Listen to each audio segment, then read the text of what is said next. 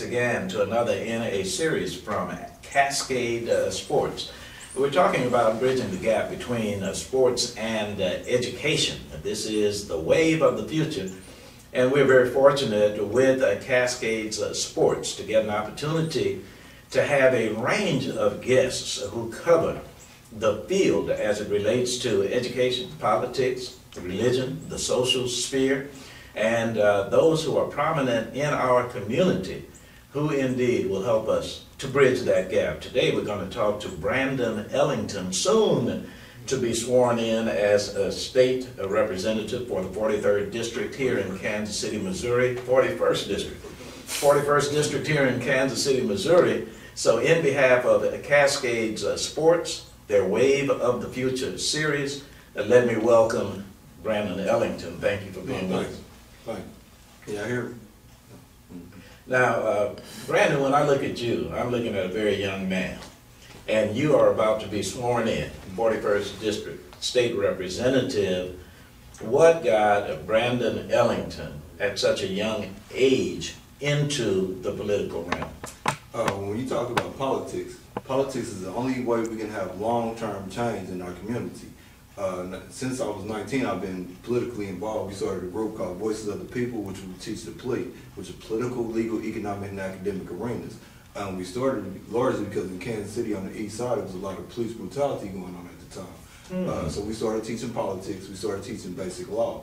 And from there, it kind of snowballed my involvement in the political arena. Because when I started looking at some of the representatives that we had, and I started looking at the lack of amenities that we had, it was a direct correlation. I found we couldn't blame anybody else but ourselves. So when I talk about politics, it's something that we have to get involved in. And that's why I'm 30, about to be sworn in, because I did a lot of groundwork in the community as far as getting people involved, getting people engaged, and raising the consciousness in the community. Now, this is very interesting because Cascade's Sports loves Brandon Ellington for saying in each of the things that you talked about, you put teaching first, teaching about the political landscape, teaching about the social landscape, teaching about being able to get those amenities to come into our community because the young people with whom you're working become politically astute. Now, here is something that some people might consider to be a jump or a leap. You can associate immediately education with politics. That's absolutely imperative.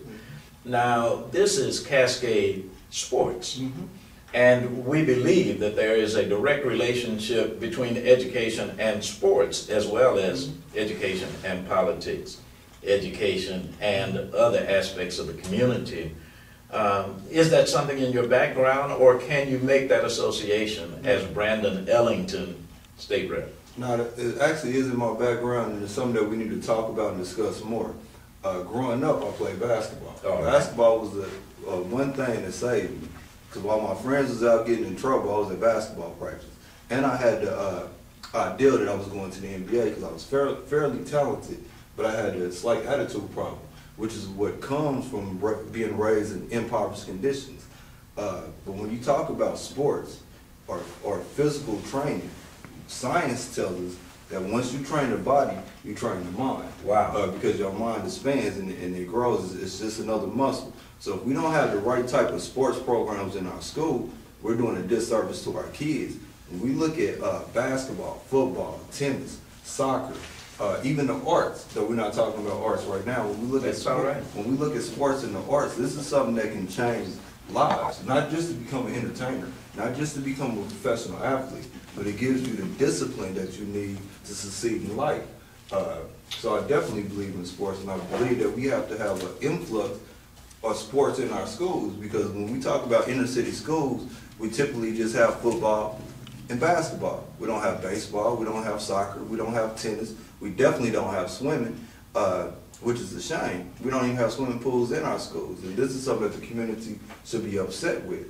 Now, that's very interesting from the standpoint of our doing this particular interview in Kansas City, Missouri, because there was a time in Kansas City, Missouri, when we went into a magnet school program. One of the schools was Central Computers Unlimited Classical Greek Magnet School, which indeed has an Olympic-sized swimming pool. And many of the people in the community were concerned because many of those who used Central Computers Unlimited Classical Greek Magnet School's swimming pool were not the students who attended Central. So when you talk about this necessity, you're talking about young people across the spectrum, but most particularly, I suspect, in our urban core. Yeah, I mean, look at the paradigm. We have schools like you mentioned, Central, which was a state-of-the-art school, had a new gym, Yes. a new swimming pool in there, a Olympic-sized swimming pool with heating at the bottom, but there was no swimming lessons going on. Nor was did we see a adequate swim team out of Central. Then you go to Southeast, which is now Ace, but when it used to be Southeast, they had a swimming pool in the back that had desks and trashes in there. And I knew this because I used to work for the school district on the move team. So this is a facility that we're not using, that we could be using. Then when you talk about the lack of amenities in the inner city and the lack of viable opportunities for the youth, is a direct correlation. If I was to stay anywhere outside of the urban core, and I don't care what state you're talking about, I'm talking about Kansas City right now, but when we look nationwide, we see the same problem. When you look at the lack of amenities, the lack of viable community centers, the lack of viable sports alternatives and educational mentorship programs, you understand why crime is so high in the inner city.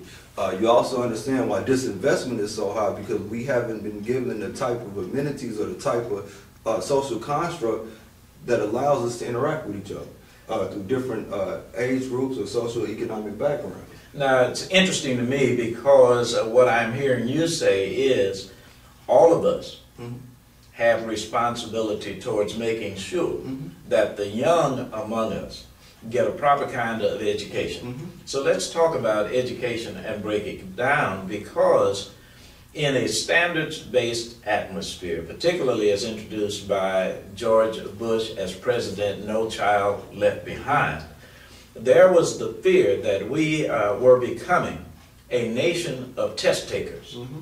But when you talk about education, you're talking about helping young people think critically and to be able to negotiate the landscape. As a state representative, how will you engage your constituency to embrace this need to help our young people get a broad education that goes to critical thinking rather than passing tests? No, I'm glad you said that, because critical thinking is imperative. When you look at the way schools are basically structured, if you can retain information and you can pass the test and you can pass the grades, you can keep going. But if you cannot critically think, you cannot survive in America. In particular, if you don't have the right finances behind you. So one of the things that I plan on doing is doing a school tour in the 41st District, because Kansas City has lost its accreditation. And a lot of our young youth, in particular our black youth, we don't see professional people that have made it, that still live in the inner city and that look and talk like them. So one of the main things I'm going to do is walk around, talk to the school, talk to the students in the schools to let them understand how important education is. Because there's a lot of misinformation that goes through there. And now, when you talk about the curriculum, that's something that I'm going to be pushing for, a tougher curriculum, because I believe that we should have world history integrated in our schools, because world history gives all minorities a chance to view themselves accurately through timeline. When we just look at American history, we negate the dynasties that was in China. We negate the dynasties that was in Africa. We negate the other monotheistic societies that was created before America became in existence. And when you just look at American history and you're a minority, you don't understand the importance of Native Americans, or the importance of Africans, or the importance of Chinese, or excuse me, the Asiatic people. But when you study world history, you get the true story. So that's one thing I'm definitely going to be pushing for, a tougher curriculum. Now, Brandon Ellington, soon to be state representative, at one point was seriously considering a career in basketball. How tall are you? 5'9", 5'10". So I'm assuming that you had not intended to be a center. No, I was going to be a point guard. Thank you very much. So when you think in terms of being a point guard, that is a person who is the most intelligent player on the floor. You're the one who sees the whole court. You are the one who has all the plays in your head. You're the one who sees the development of the defense, and if they switch defenses, you can tell your, quote, point forward, if he has that kind of talent, where you want him to be to get him the ball. So that we've always known that in order to be a good athlete, certainly to be a great athlete, you have to be highly intelligent. Well, that's something that's subconsciously known, but it's not promoted. Because like I thought I was going to the NBA. I was started receiving letters my freshman year. But the school I went to, my freshman and sophomore year, I was allowed to go to the gym 8 hours of the day. Meaning I go to school, wouldn't go to class, go straight to the gym, and I'd be playing basketball all day. Well, my mother found out, she pulled me out of the school. But this is a practice that happens more often than not. I was at a parochial school. This is something that happens more often than not with athletes. I also had a friend who was a year older than me. He played football, very talented. He was allowed to cuss the teachers out, the whole nine. His senior year, after football season was over, he was kicked out of school. So it's something that should be promoted, that you should be highly educated as an athlete, but more often than not, we're used as the workhorse. Then when you look at the NBA and our National Football League and all of our national athletes, it's almost the same thing. We're allowed to become entertainers, but nothing more. Good thing that you mentioned entertainment within this context. There's a gentleman who, in fact, with Cascade's sports name happens to be Carlos Nelson, and oftentimes Carlos will give the quote that has to do with our young people, particularly young people of color, more specifically black young men in professional sports, using that as an entree into the economic sphere, but not being intelligent enough to negotiate so that when they retire, they have the kind of money that they earn early on. You said entertainment. A lot of people don't know that America's #1 export is hip-hop music. That's America's #1 export. So we have our young people who are engaged in creating funds, in creating finances, in creating wealth, if you will, in the United States of America, but are not using their sports or their talents or their gifts to make that constituent group that you represent in the 41st District more wealthy. How can we pull these things together so that sports becomes viable not only in terms of education, but also in terms of social growth? Well, we have to change our collective consciousness. Until we start seeing ourselves as more than entertainers, and that's going to the sports, and that's going to the hip-hop artists, we're never going to assimilate past secondary status. When you look at entertainers, for example, how many entertainers own distribution? You'll find that there's none that own distribution. Russell Simmons owns his own company, but distribution is what actually makes the money. If you don't own distribution, you're an employee. When we talk about the NBA, how many ex-NBA players are allowed to assimilate to not only be coaches, but to be NBA owners? This is something that we're not paying attention to. And then when we talk about the disassociation, this is something that comes when you try to advance in society as a black man. And I'm not talking in particularly through sports. I'm just talking through my own opinion and my own life. I'm in politics. One of the first things I was told in politics was I have to stop hanging around people I grew up around because these are not the type of people that you need to be around. But this is the environment I came from. Second, I was told, well, you have to take your gold teeth and you got to cover up your tattoos because this is you in a different area. That's colonization. That's social colonization, because if I allow myself to be moved from my base, and my base would be the area and environment in which I grew up in, then I'm no longer who I was, because you're only a product of your environment. Meaning, if I was to hang around well-educated, well socially inclined people, then I could not understand the needs of the have-not, because I'm not around the have-nots. And if you're to represent the have-nots, you have to be around them. Now, the same can be held true when we talk about sports players. If you're not allowed to interact with the community, and we can look at a couple years ago what the NBA did. The NBA said that players had to wear suits. Now, nothing's wrong with wearing a suit because it shows you in a business persona. But the only reason they said that they had to wear suits is because they resemble rappers or they resemble the hip-hop culture, which only reflects the imagery of the inner city. So that's a disassociation in itself that we see.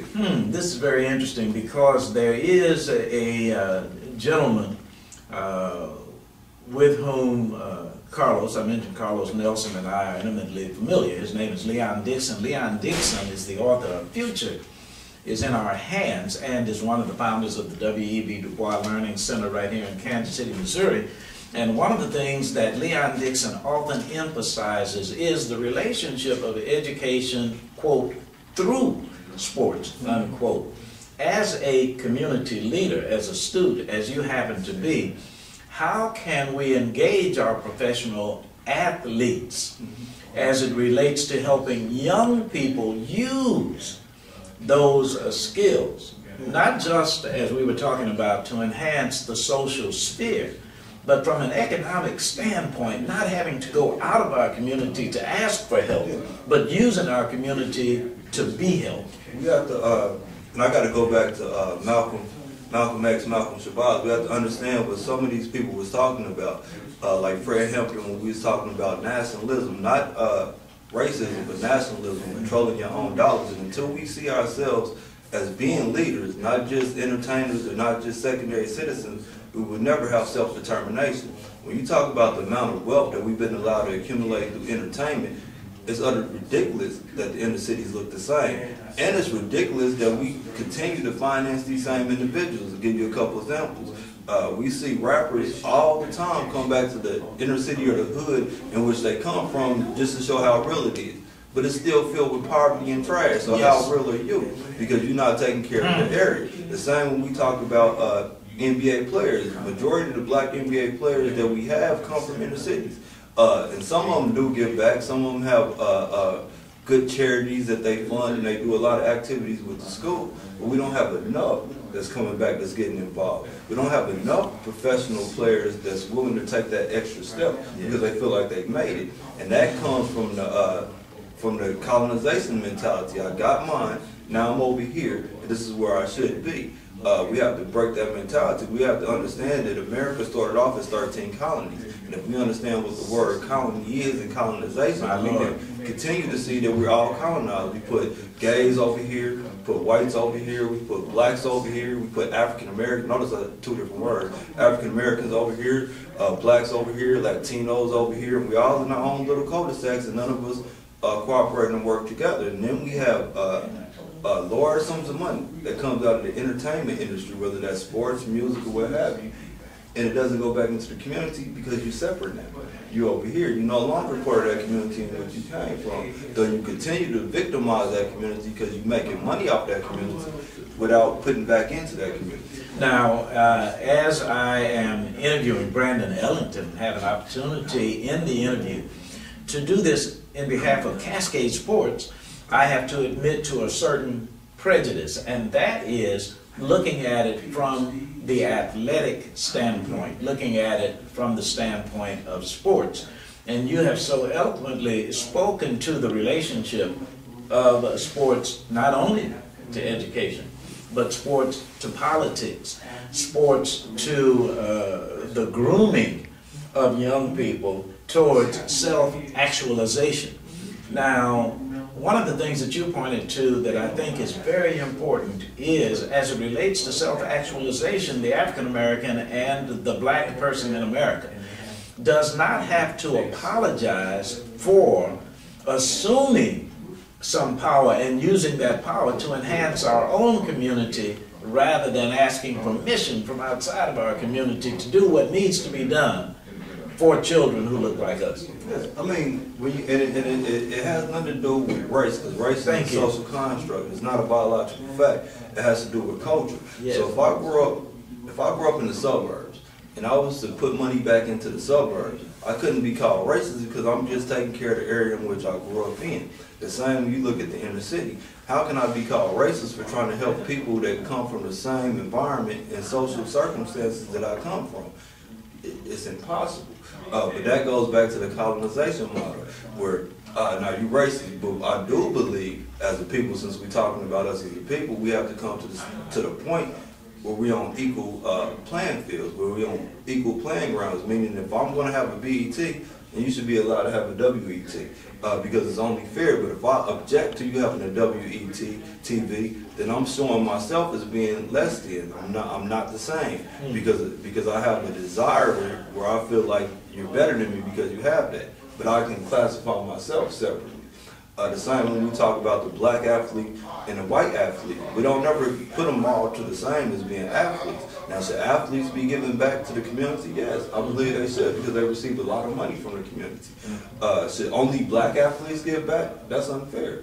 And it's even unfair to just point them out. The only problem is that the masses of minorities are suffering. So if the masses are suffering and you come from the masses, I believe, and this is my personal opinion, I believe that you should give back to the masses, because this is where you come from. You can't assimilate into an area that's not natural to you. I can move to a nice neighborhood, but this is not where I grew up at. This is not my natural environment. You understand what I'm saying? Absolutely, absolutely. And here's the thing that I would like to do is to congratulate and thank the professional athletes who come back into the communities and do what they're supposed to do. And as you say, we don't hear about it enough. A lot of press is given to athletes when they do something dysfunctional or do something wrong, and they get a lot of press. But when they do something right, they don't get as much press. But even at that, you indicated that our communities across the United States in the urban core are oftentimes filled with blight. So how, Brandon Ellington, can we somehow bring together those efforts? There are a lot of efforts, but they're disparate. They're out kind of all over the place. Yeah. You're coming in as a state representative to engage your constituency to say, how can we work together? And expand upon that as it relates to how former professional athletes, professional entertainers, and others can kind of work together so that it has greater impact. Only way we can, in my opinion, only way we can do it is to start organizing. When I look at the past generations, I got to jump now. When I go back to the 60s, the 50s, or I jump all the way back to the first Reconstruction, was at the end of the 18th century, you see that black folks was able to come together, generate wealth, raise their educational attainment, and then it fell off when drugs and stuff like that came in the community, which broke up the organization. And that's the only way we can do it. We have people of color in all positions. We have people of color in the entertainment arena. We have people of color in the political arena. We have people of color in the financial institutions. But we don't work together because we're all in our own little. I done moved up now. So since I moved up, this is the people I have to hang around, because I can't hang around you no more, because they tell me that, how do I want to put this? They tell me that the worst of you reflects on me, and I want to be respected by them, so I have to go over there. But you can never be respected by anybody else unless you're taking care of your people. That's exactly This is something I got from somebody of non-color. First thing he told me, he said, as long as you take care of your people, people will respect you. Not saying that you negate anybody else, because I don't believe in that.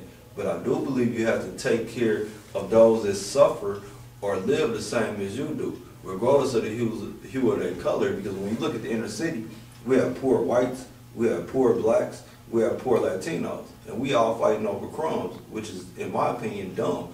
When we can fight over a large piece of the pie. Now when we talk about our entertainers that come out of these areas that are allowed to make millions of dollars while the masses suffer in poverty in the United States, and I'm just going off of figures in my head, when we suffer in poverty, we have to ask ourselves, what are we doing? Why are we allowing you to continue to victimize us by us paying you and you're not putting anything back?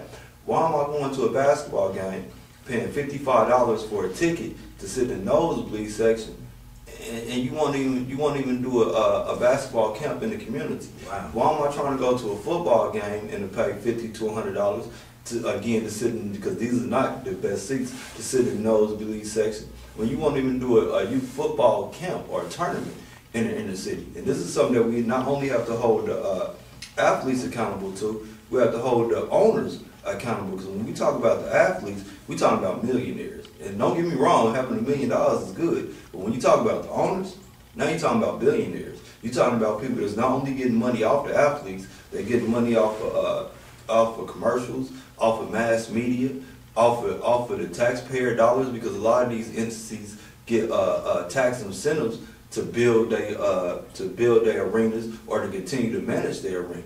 Now, this is very interesting because people who've been watching television of late have seen Billy Hunt, they've seen Derek Fisher, and they've seen David Stern on TV. So we are conducting this interview coincidental with the time when the NBA and the players are indeed negotiating. And you are very astute in that arena as well. So I will put you on the spot, as it were, Brandon Ellington, to become our point rep. Because now you will be in a position to pull people together. So here's my question. I've been asking you about professional athletes. I've been asking you about young students who need to use their sport to enhance their education, their critical thinking skills. Now, as the state representative of all the folks in your district, how do we engage the larger community? How about these young girls and young boys, these young men, these young women's parents and families, and those influences outside of the immediate household in the 41st District coming together to meld a kind of society that has socially redeeming characteristics as well as financial, economic astuteness? That's an interesting question. And I've been blessed with the district that I'm representing that actually have the Worlds and the Chiefs Stadium in my district. So I plan on working with some of the Chiefs players, some of the Worlds players, to get them to come to some of these schools in the city. Now, when you talk about the parents, that's a slow process. And the reason I say it's a slow process, once you get up in age, you start to get stuck in what you believe life is. So that means if I work a regular job and I have low educational attainment, well, I believe this is all it is. And I believe that my kids, for the most part, are going to have to live the same type of life that I live. But if opportunities are opened up, and this is things that we can do at the state level and working with the city council and working with the county, we can open up different opportunities. And we have institutions in which we can use to bring people in, which will only build community cohesiveness. If we're not communicating with each other, there's no way that we can generate any kind of economic structure. There's no way that we can strengthen our social structure. But if we're not given the right type of tools, and these tools would be educational training, ethic training, training how to talk to people and interact and stuff like that, even some job skill trainings, which I plan on working with some of the colleges in the 41st. To influence and to push out, because it's a lot of resources, but we have to use our resources wisely. And that's one of the things that I believe hasn't happened. When I look at some of the social programs or some of the sports programs, I see a great divide. When you talk about the athletes being educated, or the point guard knowing all the plays on the court, or even the quarterback.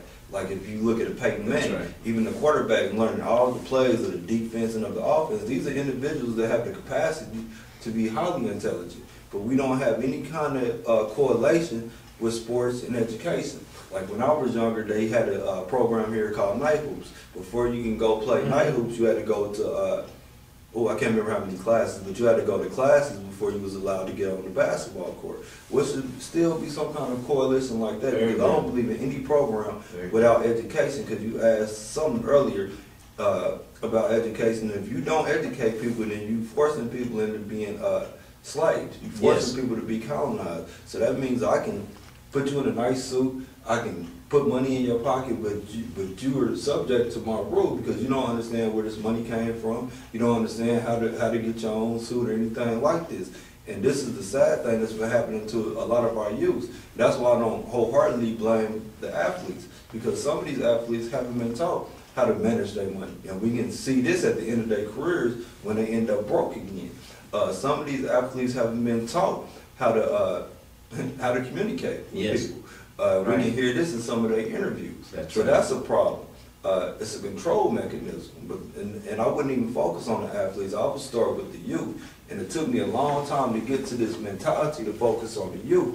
But with the youth, you actually have a fresh chance to build somebody up, but you can't build somebody up unless you're giving them stuff. And that's why I believe in using these institutions and some of the resources that would be available at the state level and partnering with the city. Because the city has direct control. The city has direct control over what amenities go up. So if I'm just using an example, let's say a business wants to come in here, we can require them to put money aside to an educational sports alternative, something that's going to bridge the gap in the community and put something back, or we cannot. There's certain groups that require individuals when they build in their community to put money in their parks. This is something that we miss when we talk about the athletes. And I'm talking about Kansas City in particular. If you drive up and down the east side of Kansas City, there's very few places you can go play basketball. It's basketball courts, but there's no rims, there's no nets, there's no backboards. It's tennis courts, there's no nets on the tennis court. There's no baseball, it's a couple baseball diamonds, but it's very few baseball diamonds. So we have parks that we can't even commute with each other. We can't even learn each other. So it's hard to build that society structure. When I travel to areas outside of inner city, like if I go to North Kansas City, or if I go as short over to the 4th District, I see people that live around each other. They're allowed to go to the parks. They watch their kids play soccer. They watch their kids play basketball. And now we can talk. Yeah. Because our kids is over there. I see what they're doing. They're saying, now me and you communicating. Okay, you're a teacher. I'm a doctor. I didn't know this. Now we can pull off of each other's resources. Or you're a soccer mom, and I'm a stay-at-home dad. Well, we can support each other. But this is things that we don't do in our community because we lack the basic amenities of community cohesiveness. And it's nothing that takes a lot of money. It doesn't take a lot of money to put a basketball rim up in the park. It doesn't take a lot of money to keep the grass cut or to even have programs that support things like this. It doesn't take, it's not real hard to partner with the schools, because when I talk to principals, and this is from a non-official standpoint, when I talk to principals are hungry to have people come in. Yes. Principals will more readily open up their door for mentorship programs, after-school programs. So we don't always have to say that the money's not there.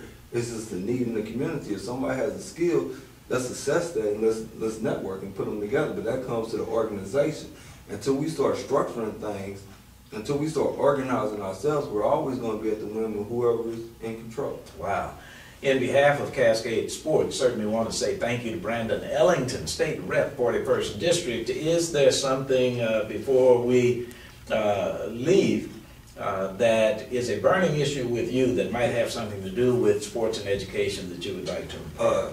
Only thing I would like to say is educate to liberate. And this is something that I didn't understand when I was in school.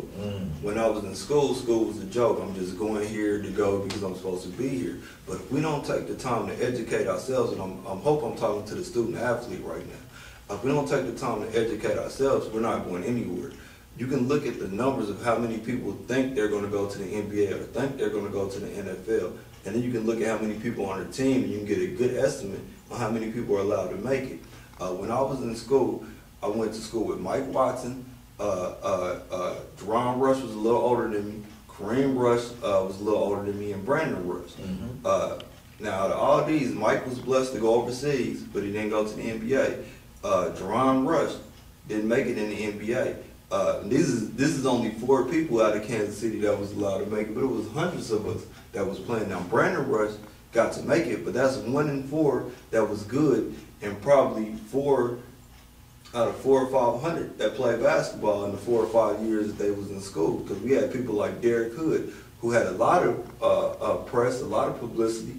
He didn't make it to the NBA. So we have to be aware that it's not impossible to make it in the entertainment industry, but it's more feasible to become a doctor.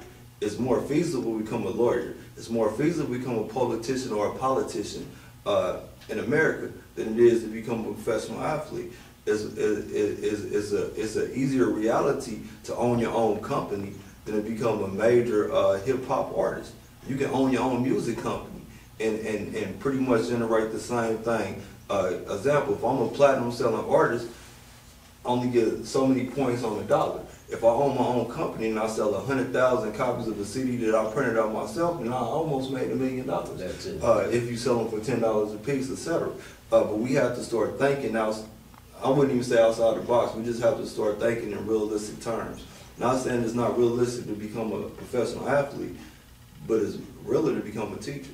Well, I just have to say, in behalf of Cascade Sports again, man, just want to thank you so much. I think that a young leader like you is what we need in our community in order to help our young people understand, because they can identify with your youth, but to help those who are among the older of us to understand, because you are the bridging of that gap. So thank you so much, Brandon Ellington. In behalf of Cascade Sports, my name is Carl Boyd, and thank you for watching.